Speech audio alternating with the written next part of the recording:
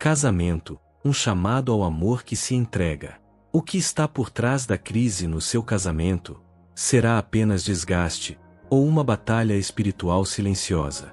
Hoje, vamos abrir os olhos e o coração para enxergar onde o inimigo entra e como Deus quer restaurar o amor no seu lar.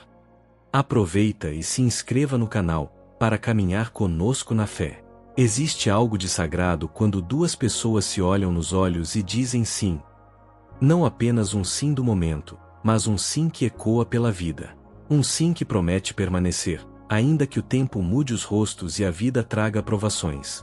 Um sim que reflete algo maior, o próprio amor de Deus. A carta de São Paulo aos Efésios, capítulo 5, nos oferece uma visão profunda e, ao mesmo tempo, desafiadora sobre o casamento. Não como uma simples união de duas vontades humanas, mas como um mistério que reflete o amor entre Cristo e a Igreja. Quando compreendemos isso, começamos a ver o casamento não só como um contrato, mas como uma vocação santa. Sede submissos uns aos outros no temor de Cristo. Efésios capítulo 5 versículo 21. Aqui, São Paulo começa dizendo algo que o mundo moderno nem sempre compreende: submissão mútua. Essa palavra, muitas vezes mal interpretada, não significa humilhação ou opressão, mas serviço por amor. É colocar o outro em primeiro lugar, não por obrigação, mas por uma decisão voluntária que nasce do coração. O marido e a esposa se submetem um ao outro no amor, porque reconheceram um no outro a presença de Deus. É o amor que se entrega. Maridos, amai vossas mulheres como Cristo amou a Igreja. Efésios capítulo 5 versículo 25. Aqui está o ponto mais elevado de todo o texto. O padrão do amor no casamento não é o romantismo idealizado, não são os filmes nem as novelas. O padrão é Cristo crucificado. Ele que amou até o fim, que se entregou totalmente, que perdoou, mesmo sendo traído, que permaneceu, mesmo sendo rejeitado. É esse o amor que o marido é chamado a viver, um amor sacrificial, protetor, paciente, terno. E a esposa, o convite não é menor. Ela é chamada a confiar, a caminhar ao lado, a respeitar, a apoiar, a construir junto com ele. É a força que vem de Deus. Essa missão seria impossível se dependesse apenas das forças humanas. Mas o que São Paulo nos revela é que há uma força divina que sustenta o casamento: a graça de Deus. Cristo, ao se entregar pela Igreja, a santifica. Ele cuida, purifica, sustenta. Assim também, o casal que coloca Deus no centro recebe essa força. O segredo de um casamento forte não é a ausência de problemas, mas a presença constante de Deus. Algumas práticas para melhorar o casamento à luz dessa passagem. Primeira prática: submissão mútua, servir com amor. Sede submissos uns aos outros no temor de Cristo. Versículos 21. Pratique a escuta verdadeira. Quando seu cônjuge fala, ouça com o coração. Não escute para responder, mas para compreender. Sirva nas pequenas coisas. Um café, um elogio, uma ajuda no que o outro precisa. Essas coisas constroem pontes. Segunda prática: amor sacrificial, amar como Cristo. Maridos, amai vossas mulheres como Cristo amou a Igreja. Versículo 25. Ame mesmo quando não sentir vontade. O amor verdadeiro não se baseia em sentimentos passageiros, mas em uma escolha diária.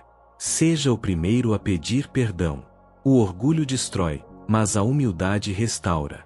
Terceira prática: cuidar como cuida do próprio corpo. Quem ama sua esposa ama a si mesmo. V 28. Cuide do bem-estar emocional do outro. Pergunte como foi o dia. Perceba quando o outro está triste. Demonstre interesse genuíno. Invista no relacionamento. Saia da rotina. Marque um jantar, façam algo juntos, planejem algo a dois. Quarta prática: respeito mútuo. A mulher respeite o seu marido. V 33. Evite palavras que machucam. O respeito é o alicerce do amor. Palavras duras deixam marcas. Valorize as qualidades do outro. Fale sobre elas. Mostre que você vê o que ele ou ela tem de bom. Quinta prática: buscar juntos a santidade. para apresentá-la a si mesmo toda gloriosa. Versículo 27. Rezem juntos. Não precisa ser longo, um Pai Nosso antes de dormir já é um começo. Participem da missa, confissão, adoração. Alimentem juntos a alma, assim como alimentam o corpo. Coloquem Deus no centro das decisões. Antes de agir, perguntem: o que Deus quer de nós neste momento? Casamento é caminho de cruz, mas também de ressurreição. Casamento não é conto de fadas. É caminhada. Haverá dias de cansaço, de silêncio, de desencontro.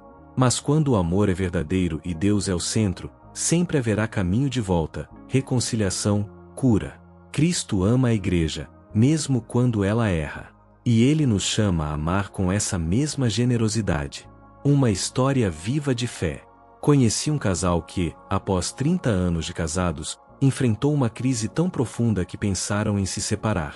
Mas decidiram juntos fazer algo diferente. Começaram a rezar um terço por dia. Apenas isso. No início, foi difícil. Silêncios. Rancores. Mas a oração foi curando o que palavras não conseguiam. Hoje, eles testemunham que o que salvou o casamento foi a presença de Deus no meio deles. Às vezes, o problema não é ele, nem ela.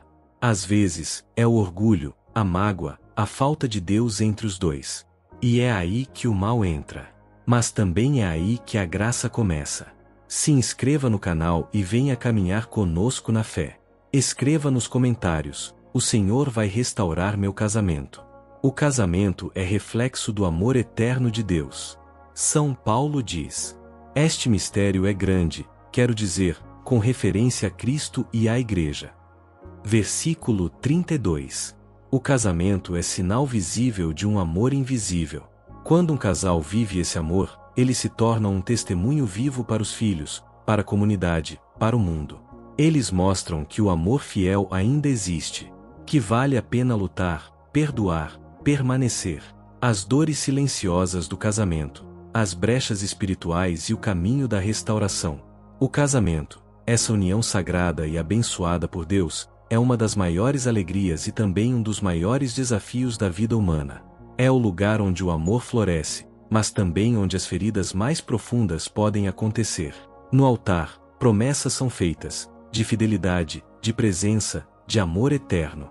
Mas, com o passar dos dias, essas promessas são colocadas à prova.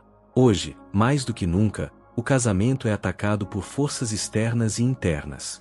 Não apenas por dificuldades da convivência, mas por uma batalha espiritual silenciosa, onde o inimigo das nossas almas tenta, por todos os meios, destruir aquilo que Deus uniu.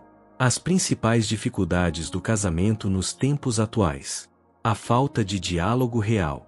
Vivemos cercados de distrações. Celulares, redes sociais, excesso de trabalho, preocupações com o futuro. O casal até conversa, mas raramente se escuta com profundidade. A consequência disso é acúmulo de mágoas, mal-entendidos, esfriamento emocional. Outra dificuldade: individualismo. A cultura atual nos incentiva a pensar em si, a buscar sua felicidade acima de tudo. Mas o casamento exige o contrário: doar-se. Amar é sacrificar-se. A consequência: cada um luta por si mesmo e esquece do nós. Uma outra dificuldade é a falta de vida espiritual. Quantos casais deixaram de rezar juntos, de frequentar a missa, de colocar Deus no centro? Quando a oração desaparece do lar, o inimigo encontra espaço. A consequência disso é desunião, frieza, desânimo, portas abertas ao mal. Uma dificuldade também muito enfrentada nos dias de hoje é a infidelidade. Em pensamento, em sentimento ou em atos. A tentação se apresenta com rostos bonitos, conversas agradáveis, carências supridas por terceiros, conversas no WhatsApp, curtidas em fotos e vídeos no Instagram, achar que a vida dos outros casais é melhor do que a própria, principalmente nas redes sociais, amizade no trabalho com pessoas do sexo oposto. Mas tudo começa com uma pequena brecha no coração. A consequência disso é traições físicas ou emocionais que ferem profundamente a confiança. Uma dificuldade muito grande enfrentada é a falta de perdão. Guardar mágoas, alimentar ressentimentos, viver revivendo erros do passado, isso intoxica a alma e mata o amor. Cega os cônjuges que na maioria das vezes, ficam tentando devolver na mesma moeda o mal que sofreu. Guardar mágoas, adoece o corpo e a alma, e a pessoa se torna uma pessoa amarga. A consequência disso é dureza de coração, afastamento, convivência pesada. E por último, uma das maiores dificuldades, se não a maior delas, crise financeira ou excesso de cobranças. As pressões externas, como dívidas, desemprego ou metas inalcançáveis, tornam o ambiente conjugal um campo de tensão e cobrança.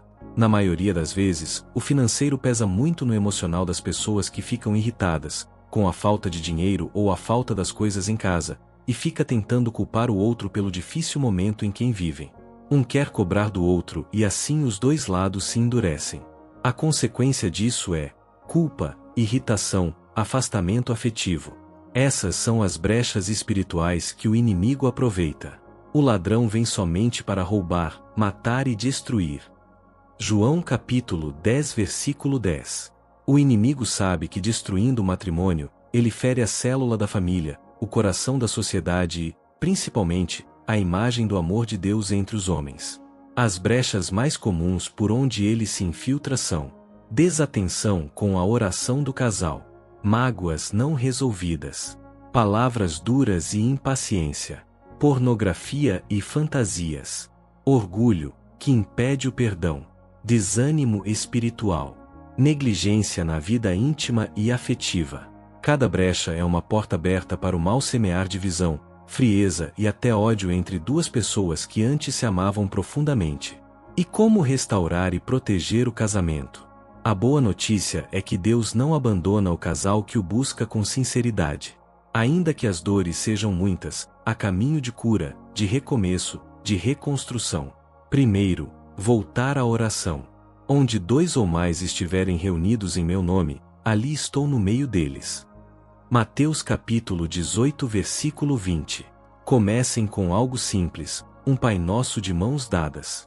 Peçam a presença do Espírito Santo no relacionamento.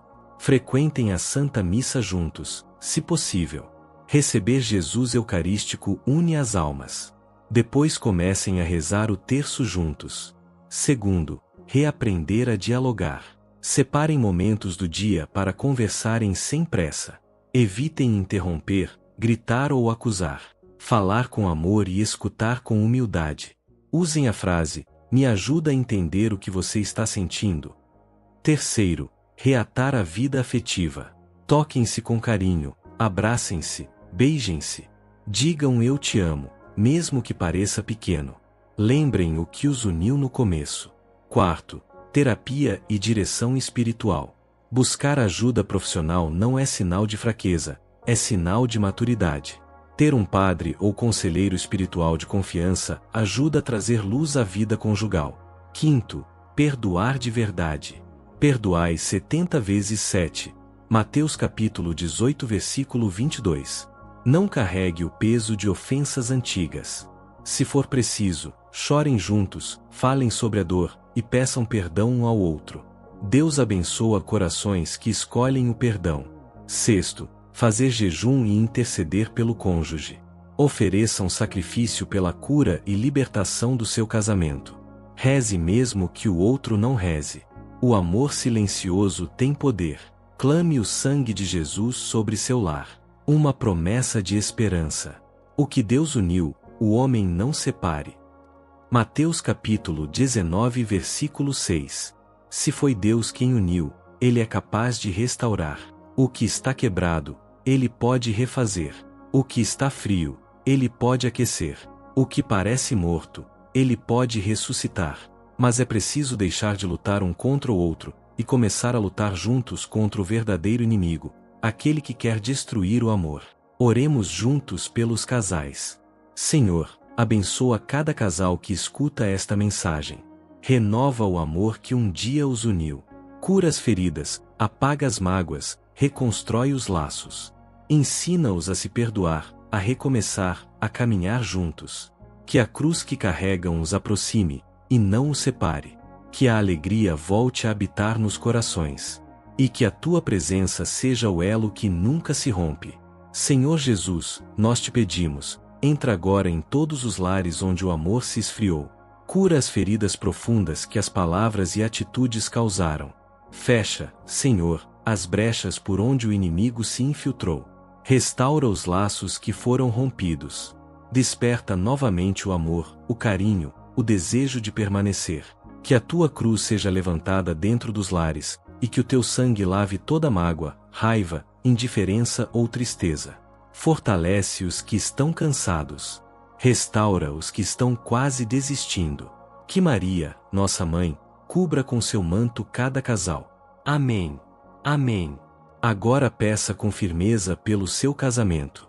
Senhor meu Deus, fonte de todo amor, tu que criaste o matrimônio como reflexo do teu amor fiel e eterno, hoje venho a ti com o coração aberto, sedento da tua luz e da tua presença em minha vida conjugal. Dá-nos, Senhor, a graça de amar com o teu amor, um amor que não busca os próprios interesses, que perdoa, que acolhe, que se entrega sem medida. Ensina-nos, Pai, a sermos espelhos da tua misericórdia, um para o outro, todos os dias. Concede-nos sabedoria, a sabedoria que vem do alto, que não se irrita facilmente, que sabe calar na hora certa e falar com doçura. Sabedoria para compreender que somos diferentes, mas chamados a caminhar na mesma direção. Senhor, que o teu Espírito Santo habite em nosso lar e em nossos corações. Que a tua paz reine entre nós nos dias de alegria e também nas noites de choro. Dá-nos discernimento para enfrentar as dificuldades com fé, e coragem para não desistirmos quando tudo parecer frágil.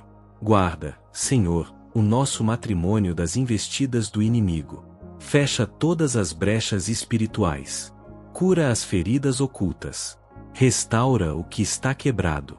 Fortalece em nós o compromisso da fidelidade, a beleza do respeito mútuo, e o desejo profundo de caminhar contigo, lado a lado, até o fim.